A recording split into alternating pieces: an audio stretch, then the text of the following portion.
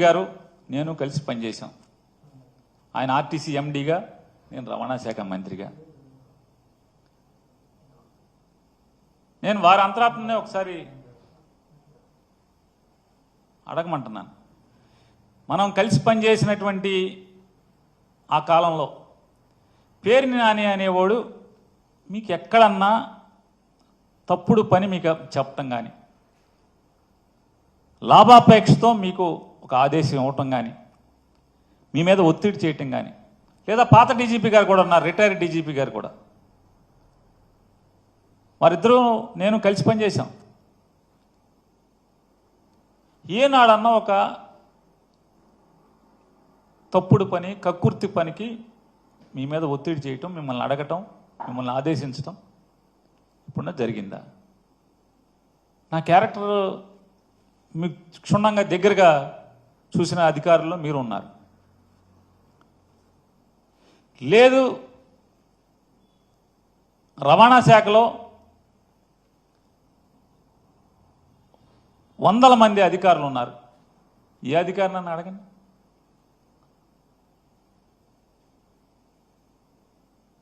ఇవాళ నా గురించి చెడుగా మాట్లాడుతున్నటువంటి ఒక మంత్రి గారు, ఆయన తల్లకిందులు తపస్సు చేసి చేయని ప్రయత్నం లేదు. నా భార్య జయసుధ మీద కేసు కట్టించడం దగ్గర నుంచి ఆవిడని అరెస్ట్ చేయడానికి ఎంత ప్రయత్నం చేశాడో అంత ప్రయత్నం చేశాడు. కానీ ఏ మాటకు ఆ మాట దీంట్లో చెప్పుకుని తీరాలి. చంద్రబాబు నాయుడు గారు మాత్రం అతను ఎన్నిసార్లు కలిసినా, నాని భార్యను అరెస్ట్ చేద్దామని చెప్పి ఎన్నిసార్లు కలిసినా ఆయన మాత్రం పొరపాటును కూడా మైండ్ ఏమన్నా చెడిందంటే ఇంట్లో ఆడవాళ్ళకి అరెస్టులు చేయడం ఏంటి? మన టార్గెట్ పేరు నానిగాడు, ఆయన వేసేయండి అంటే, కాదు సార్ ఆడు కొడుకును కూడా వేసేయాలి సార్. సరే నీ కక్ష ఆడు కొడుకు మీద కూడా ఉంటే ఇద్దరిని కలిసి చేసేయండి, అంతేగాని ఇంట్లో ఆడవాళ్ళ మీదకేంటే తప్పుడు పనులు అని చెప్పని ఆయన నడుచుకుంటూ వెళ్ళిపోయారు. ఇది అధికారులు ఉన్నారు సాక్ష్యం, ఎమ్మెల్యేలు ఉన్నారు సాక్ష్యం. టీడీపీ ఎమ్మెల్యేలు కొంతమంది ఉన్నారు, అధికారులు కూడా ఉన్నారు. నాదెండ్ల మనోహర్ గారు కూడా పక్కనే నుంచుని ఉన్నాడు ఈ కాన్వర్సేషన్ జరిగినప్పుడు. తప్పే ఉంది. రాజకీయ వైరం మాకు చంద్రబాబు నాయుడు గారికి ఉంది, కానీ ఆయన హుందాగా ప్రవర్తించినప్పుడు చెప్తాం తప్పే ఉంది. ఇవాళ రాజకీయ కక్ష లేదని మాట్లాడతారు. రాజకీయ కక్ష లేకపోతే సరాసరి మేనేజర్ మీద, నా మీద ఇప్పుడు జరిగే ప్రయత్నం అదే కదా. రేపో ఎల్లుండో, ఎందుకంటే 2వ తారీఖు స్క్వాష్ ఏదో వేసినట్టున్నారు మేనేజర్ ఇంట్లో వాళ్ళందరూ. 2వ తారీఖు ఏదో వాయిదా పడినట్టు ఉంది.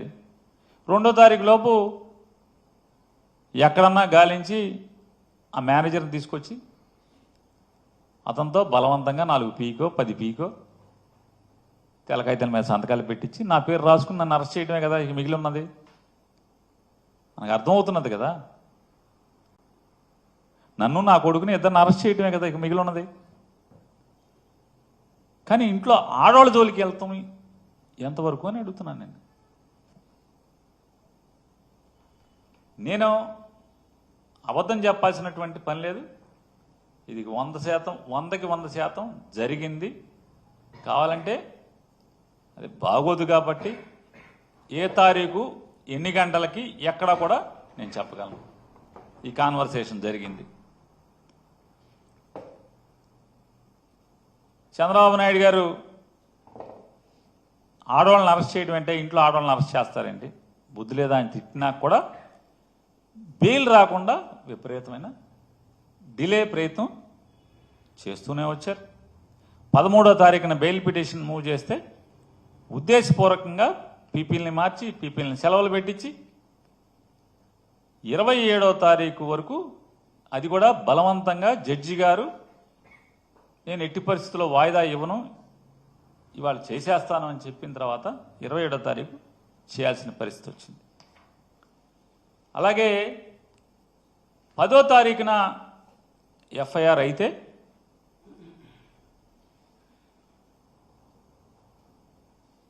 ఏం చేయాలి? వెంటనే పోలీస్ ఇన్వెస్టిగేషన్ చేయాలి కదా. ఏ ఇన్వెస్టిగేషన్ చేయలేదు. చివరికి 3 రోజుల తర్వాత 11, 12, 13వ తారీఖు 13వ తారీఖున రాజకీయ ఒత్తిడి మేరకు వెళ్ళి మేము తాళాలు ఇస్తామని చెప్పని మా అడ్వకేట్లు చెప్తున్నా సరే బలవంతంగా తాళాలు బ్రేక్ చేసి దాంట్లో ఉన్నటువంటి సరుకుని అగ్రిమెంట్ ప్రకారం అదంతా కూడా జాయింట్ లైబిలిటీ.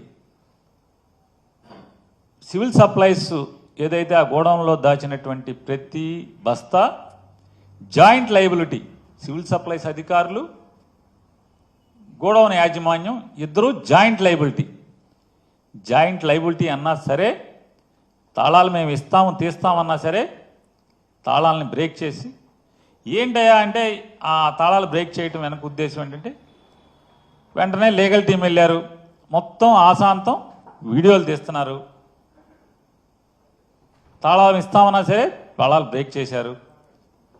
వెంటనే ఆ ప్లేడర్లని తరిమి కొట్టడానికి శత విధాలా ప్రయత్నం చేశారు. పాపం స్వామి భక్తి పారాయణుడైనటువంటి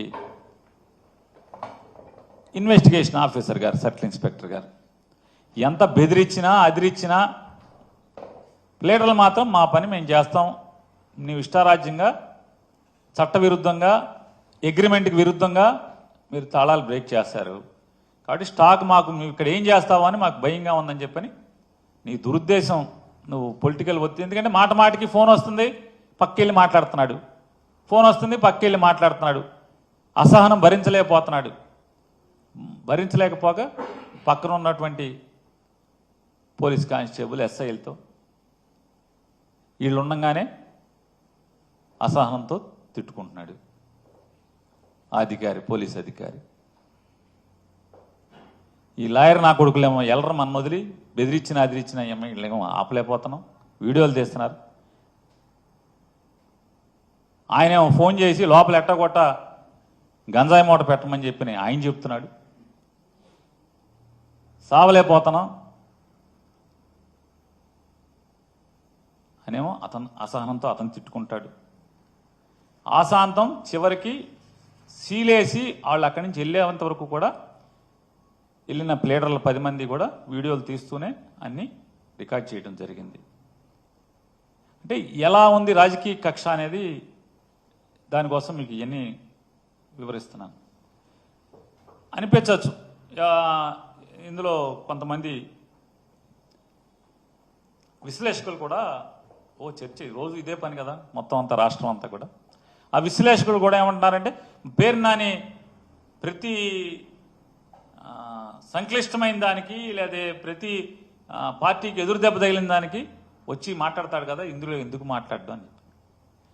ఖచ్చితంగా నేను మాట్లాడదామనే 15వ తారీఖున బందర్లో 15, 16, 17 3 రోజుల నుండి మాట్లాడతాకి మీడియాని ఏర్పాటు చేసుకుని ప్రపంచానికి ఏం జరిగింది, నా తప్పు లేదని చెప్పే ప్రయత్నం చేస్తే,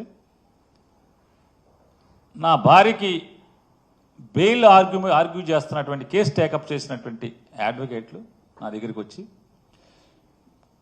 కోర్టులో బెయిల్ ఆర్గ్యుమెంట్స్ ఇంకా అవ్వకుండా నువ్వు మాట్లాడితే రేపొద్దున కోర్టుని బెంచ్ని ఇన్ఫ్లుయెన్స్ చేస్తానికి మాట్లాడుతున్నాడు ఇదంతా కూడా అని చెప్పని వాళ్ళు వాదించడానికి అవకాశం ఉంటుంది. నువ్వు మాట్లాడద్దు బెయిల్ ఆర్గ్యుమెంట్స్ అయ్యే వరకు అని చెప్పని నాతో గట్టిగా వాదన చేశారు. నేను కూడా వారికి చెప్పాను, ఇప్పటికే రాజకీయంగా కక్ష సాధింపుతో శీలాన్ని హననం చేసే కార్యక్రమం పెద్ద ఎత్తున జరుగుతుంది, నేను మాట్లాడాల్సిందే అని చెప్పని అంటే, మీరు ఒకటే వాళ్ళు నిర్ణయించుకోవాల్సింది ఉంది, మీ భార్యకి బెయిల్ ముఖ్యమా, నీ రాజకీయ శీలం కాపాడుకోవటం ముఖ్యమా అనేది నువ్వు డిసైడ్ చేసుకోమని చెప్పని లీడర్లు గట్టిగా నాతో చెప్పిన దాని మీద 30 ఏళ్ళుగా నన్ను నమ్ముకుని నా ఇంటి ఇల్లాలకి ఆవిడ ఏ రోజు రాజకీయాల్లోకి తొంగి కూడా చూడనటువంటి దేవుడు పూజలు తప్పితే మరొక వ్యాపకం కూడా లేనటువంటి ఆవిడ మీద నన్ను చేసుకున్న పాపానికి ఎంత ఆవిడ వ్యక్తిత్వాన్ని నిజంగా అదృష్టం ఆవిడ ఆత్మహత్య చేసుకోకుండా మిగిలి ఉంటాం. ఎంత నీచంగా ఆవిడ క్యారెక్టర్ని అసాసిన్ చేస్తూ నేను ఇవాళ ప్రెస్ మీట్ పెట్టానంటే రాత్రికో పొద్దున్నే టీడీపీ జనసేన అఫీషియల్ వాళ్ళ తరపున వకాల్తా పుచ్చుకుని మాట్లాడే యూట్యూబర్స్ ఎంత అసభ్య పదజాలంతో ఎంత అసహ్యంగా ఆవిడ గురించి పోస్టులు పెట్టేవాళ్ళు అంటే రాజకీయాల్లోకి వచ్చాక ఇంత అసహ్యంగా దిగజారిన పరిస్థితులు. అంటే వైఎస్ఆర్ కాంగ్రెస్ పార్టీ నుంచి ఈడు గట్టిగా మాట్లాడుతున్నాడు కాబట్టి ఈయన్ని కొంగదీయాలంటే ఇంట్లో వాళ్ళని అటాక్ చేస్తే ఇటు మాంతాడనేది ఎత్తుగడగా ఇంత నీచంగా ఉన్న పరిస్థితుల్లో అంటే ఆవిడకి ఏమి ఇచ్చాను అంటే మా గురించి కుటుంబం గురించి నా భార్య గురించి తెలవనోడు ఏం మాట్లాడుకుంటాడు, ఏమని మాట్లాడుకుంటారు? నిజమే యూట్యూబ్లో వస్తే అంతే కదా, నిజమేమోనే కదా. చివరికి నన్ను చేసుకున్న పాపానికి చివరికి ఆ కళంకం, ఆ నిందలు, ఆ బురద కూడా అంటే ఈ దిక్కుమాలిన రాజకీయాల్లో నేను తిరగటం వల్ల ఆ రకంగా చేసి ఇవాళ నా మీద కక్ష సాధింపుతో అంటే నా మీద కక్ష సాధింపు ఎందుకని నేను అంటున్నానంటే సివిల్ సప్లైస్ డిపార్ట్మెంట్లో అది ఎంఎల్ఎస్ పాయింట్లోనా లేదా రేషన్ షాప్లోనా ఎంఎల్ఎస్ పాయింట్ అంటే ప్రభుత్వ అధీకృత బియ్యం గోడౌన్ అక్కడ కానీ లేదా బఫర్ గోడౌన్లో కానీ లేదా రైస్ మిల్లులో కానీ ఈ బియ్యం ఎక్కడైతే వడ్లని బియ్యంగా మార్చబడతాయో రైతుల దగ్గర నుంచి ధాన్యం కొనుగోలు చేసి ఆ ధాన్యాన్ని రైస్ మిల్లర్కి జాబ్ వర్క్గా ఇచ్చి ఆ 100 కేజీల ధాన్యానికి 64 కేజీలు ఎంతో సుమారుగా యాక్యురేట్గా నేను చెప్పలేను, సబ్జెక్ట్ టు కరెక్షన్, 64 కేజీల బియ్యాన్ని ప్రభుత్వానికి అప్పచెప్పే బాధ్యత మిల్లర్లకి అప్పచెప్పటం. కానీ అక్కడి నుంచి ఫెయిర్ ప్రైస్ షాప్ దాకా జరిగేటువంటి లేదా షార్టేజీలు కానీ ఎక్కడన్నా కానీ ఫిల్ఫ్రేజెస్ కానీ లోపాల్లో కానీ డబ్బు కడతాను అంటే డబ్బు కడతానికి ముందుకొచ్చినా కూడా